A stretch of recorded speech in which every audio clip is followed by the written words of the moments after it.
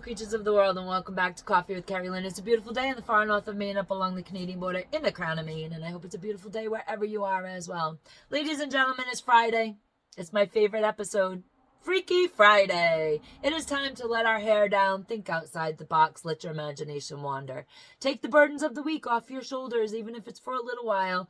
Head into the weekend with a lighter heart, in a more joyous mood. I promise you, all the drama, all the shenanigans you did not resolve this week will be waiting for you on Monday. That's why we call it Manic Monday. Ladies and gentlemen, beautiful creatures of the world, thank you for joining me here. Whether you are on YouTube or on Rumble, think about subscribing to my channel and give me a thumbs up. If you are listening to me on Spotify, iHeartRadio, Amazon Music, or YouTube Music, think about following my podcasts. Give me a 5-star rating. Thumbs up, 5-star ratings. Doesn't cost you guys anything. It's a way you can help your girl out. It just boosts me up in the algorithm and lets the algorithm know people are interested in this show. Ladies and gentlemen, beautiful creatures of the world, if you are watching me right now live, premiering on YouTube. I do premiere Freaky Fridays on YouTube. And I am in the comment section right now where we can live chat. We had a blast last week doing a little bit of live chatting while we watched the video. Also, I want to thank everybody who has commented on YouTube on the previous weeks of Freaky Friday. It's been great conversations in the chat. You guys have told amazing stories, and we really did enjoy reading each and every one of them, and we love having the interaction with you. If you have a story that's stranger than fiction, whether it's paranormal, supernatural, you want to talk about interdimensional travel, I'm your girl. You want to talk about glitches in the Matrix? I'm there for you. I go down that rabbit hole often, and it is a wild one. We love talking about aliens, whatever you can throw at us, any kind of histories, mysteries. We love talking about murder mysteries and thrillers. It's just another side of my personality. My life is just not homesteading, gardening, and, prepping a pantry and listening to the chaos that's in the world. I do have other interests in life. And here we are on Friday. Ladies and gentlemen, beautiful creatures of the world, today I want to talk about magic, magical people. People that walk among us that can heal. Whether they're healing you through a cup of tea, a tincture, or a liniment. Whether they are healing you just by holding your hand as you have a conversation with them. There are also people that can perform absolute mysterious miracles, and there's no scientific explanation for what those people do and how they do it. Ladies and gentlemen, beautiful creatures of the world, we are going to start in my grandmother's kitchen. We're going to talk a little bit about the magical being that she was. Way back when, in the old days, before, doctors were readily available, in the early years of civilization, people had to go out into nature and forage around for things that would treat what ailed them. As we progress into modern times, into modern medicine, we left the knowledge of nature in nature, and we started what is now considered following Western medicine. People like pills nowadays, ladies and gentlemen. They like things with immediate cures. When I was a child, I would not feel good, and I would go downstairs. We lived upstairs. My grandmother lived downstairs, and I would tell her I didn't feel good, and she would sit me at the kitchen table, and she would perform quite the magical ritual. First, she would lay the back of her hand on my forehead. She was looking for a fever.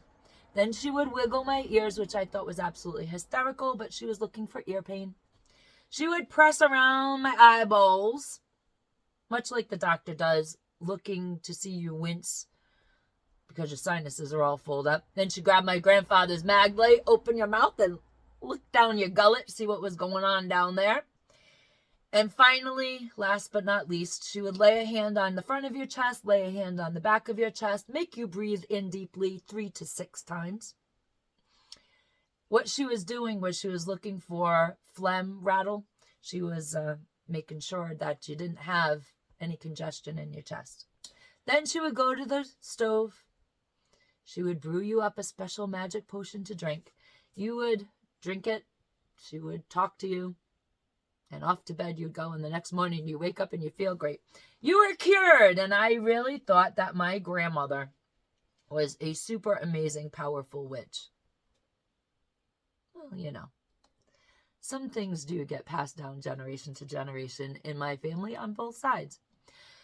The thing of it was, while my grandmother did not know exactly why these home remedies worked, why this granny magic worked, why the kitchen witchery worked, she knew it worked. It was tried and true. It was teas and liniments that were passed down from generation to generation in her family, from woman to woman, to help keep their families healthy.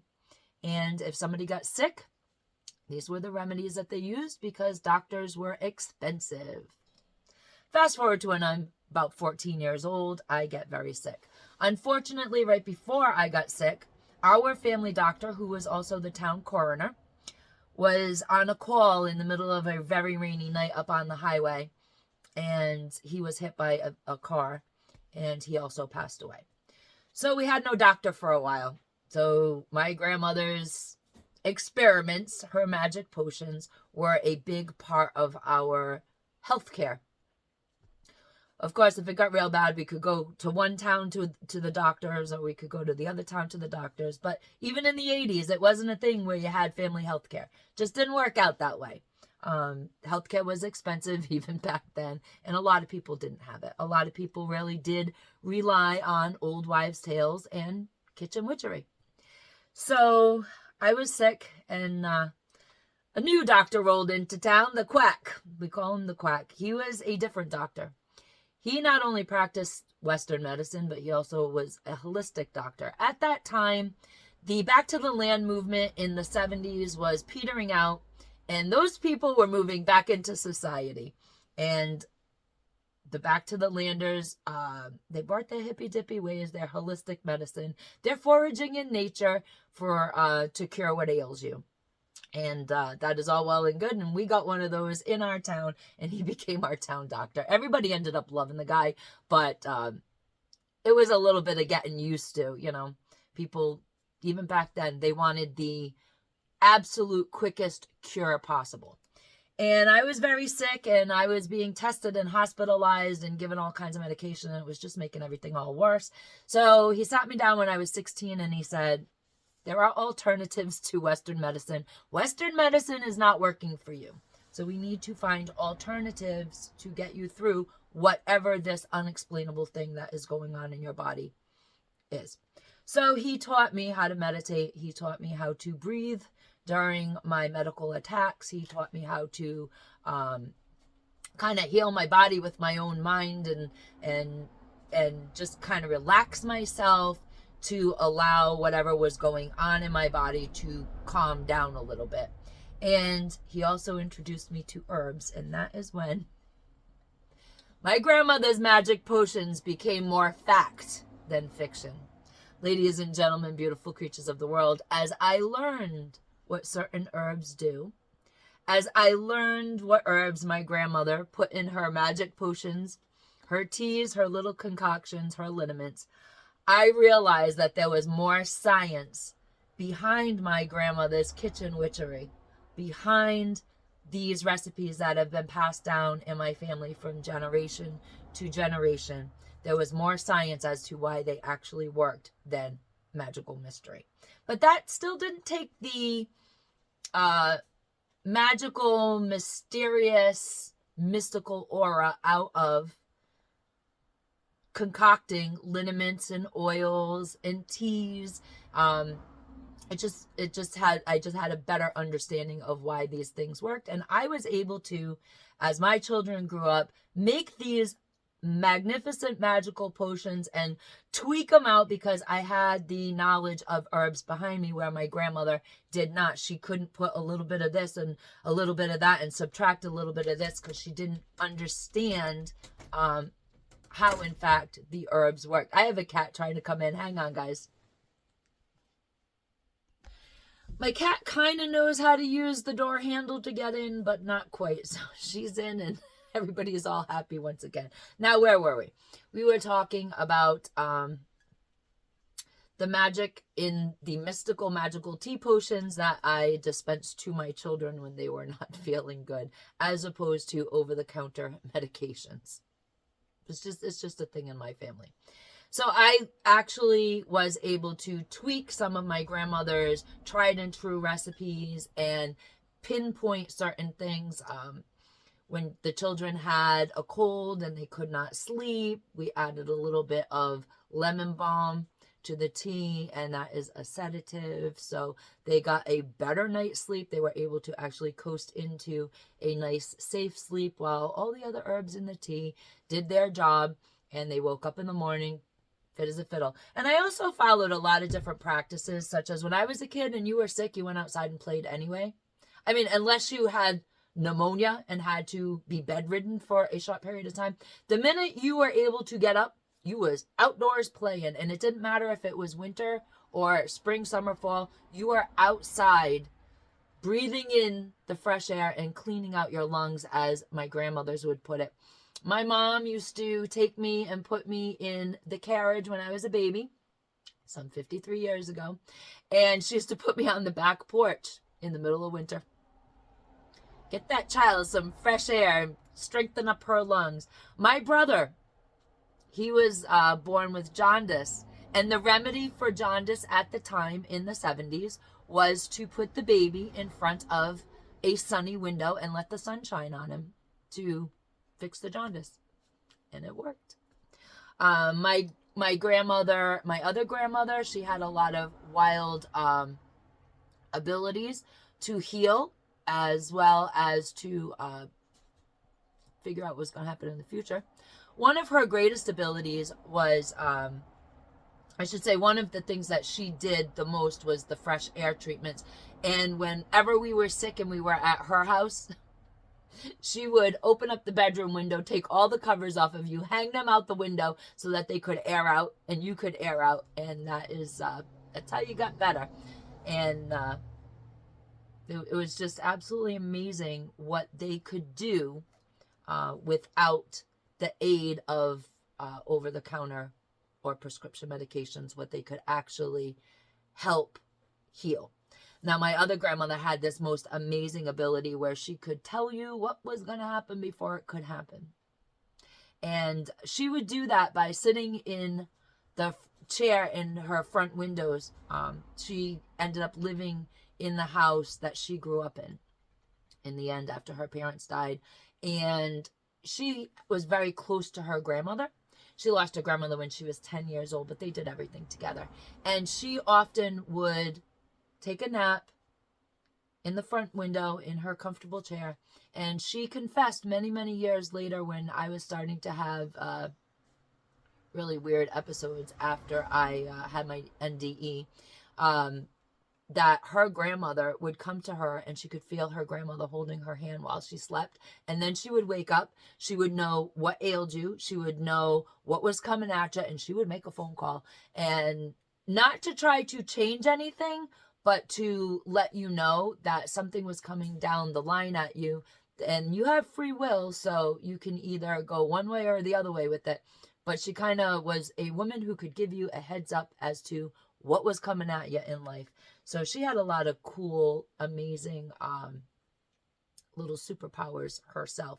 She was also a person who was a very calm person. So you could sit at her kitchen table and she could hold your hand. You would talk to her. She would hold your hand. She wouldn't say a word. And by the time she let go, whatever was troubling you no longer really affected you. It was just so amazing. She used to call it taking away what was bothering you, and you do it by holding hands. So that was an amazing thing that she could do. She was just a very comforting woman, and many people, everybody in the family went to her with their family problems, would sit at her kitchen table, have a cup of coffee with her, have a couple cigarettes, and the whole time she would hold your hand and you would talk, and like she said, you were just talking it out, and she was just a sounding board. But whatever she did, you left her house without a care in the world. Whatever, like I said, whatever was bothering you, you figured out real quick for whatever reason that maybe you should just kind of let this stuff go. Then we have people in this world that are true walking miracles. Ladies and gentlemen, beautiful creatures of the world, there is something that I cannot explain through science. It is absolutely miraculous. It is called blood stopping. There are people in this world that can literally stop you from bleeding and save your life. They can also cure burns, and they can cure colic in babies. Now, there are two trains of thought that go about this. There's always two sides to everything, isn't there? There are people that are take this on a very religious aspect, where they actually say Bible verses to perform this miracle, faith healing. And then there are other people who say incantations that have been passed to them in a very non-religious healing. These people don't have to be near you to use their powers to stop you from bleeding to death. They can be hundreds of miles away. As long as they know of your situation, they can get down to business, and you can get to where you need to be treated, and you will not bleed to death. Ladies and gentlemen, beautiful creatures of the world, I have met a blood stopper. He is a marvelous man. He lives in town. He's a very old man. He's in his 90s. And I looked like the kind of person that he could tell a little bit about this blood stopping miracle too. And that's just what he did. Now, there are, like I said, there are two schools of thought with this. One school of thought is anybody can be taught to do this. And another school of thought is it runs in families only, and you have to be the seventh son of a seventh son or the seventh daughter of a seventh daughter. He happens to be a seventh son.